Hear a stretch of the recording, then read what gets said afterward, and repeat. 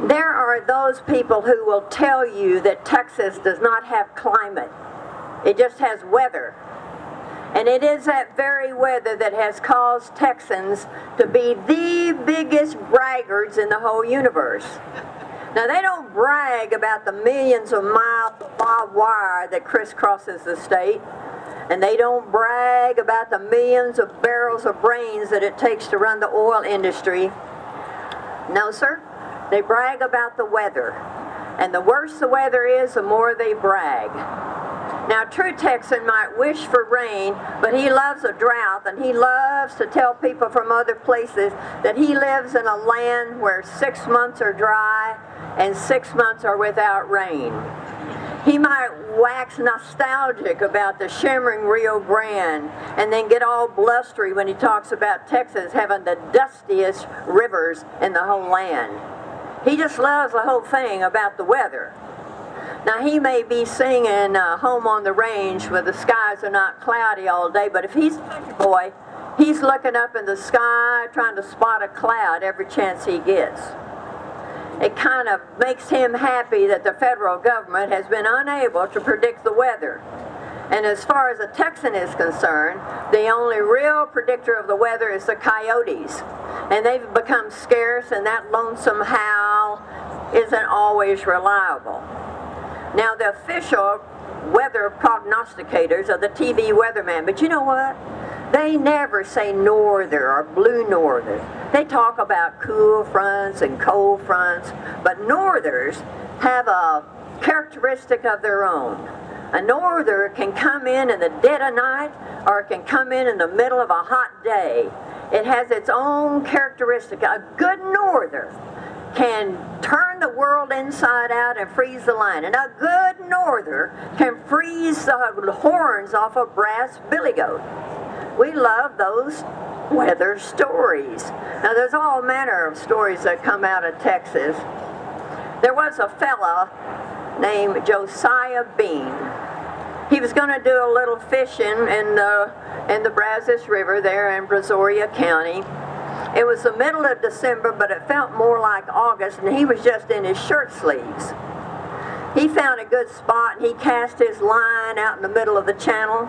He stuck his pole in the mud on the bank, and then he settled down underneath a big old cottonwood tree to have a little rest. About 3 o'clock that afternoon, he felt a little twitch in his line, so he got up and he put a fresh worm on his line, and he cast it back out in the channel just past that dead tree.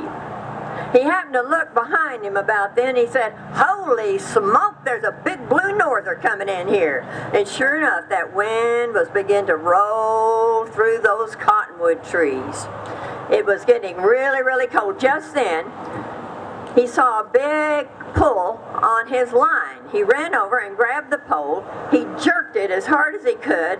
Big old catfish came flying out about 30 feet over the river, and then it gave a little twitch, and it fell straight down into the river.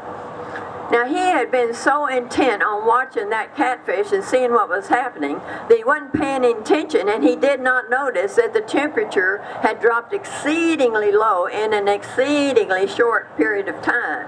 He wiped the sweat off his face, and he found that it wasn't sweat at all. It was sleet all over his face. He was only like a half a mile from his cabin, but he knew that if he ran for his cabin right then, he would probably freeze to death. And if he didn't freeze to death, it would be the exercise that kept him warm. Just then he looked out at that big old catfish that had fallen. It was flopping around out there. It wasn't in the river. It was on top of the river. That river had frozen solid. He skated out there, grabbed that big old fish with his bare hands, grabbed his pole with the other hand, and he ran as fast as he could in his cabin, and he managed to get there without freezing to death. And he had a big old catfish dinner that night. Now, there's all manner of stories like that come out of Texas about the weather. You talk about East Texas, that land of the piney woods and the sorghum molasses. There was a fella named Fishback, a very prominent fella.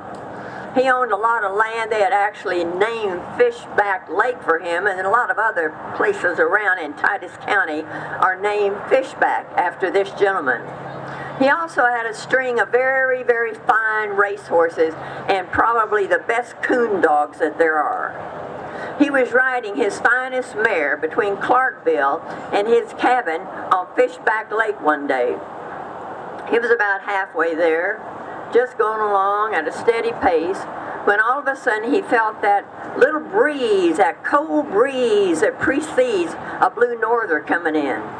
He looked behind him, and sure enough, here it was coming, that blue northern rolling through the trees. Now he knew if he spurred that horse, no horse can run full out for 10 miles, so he's kind of holding back on it a little bit so he could sprint the last little bit.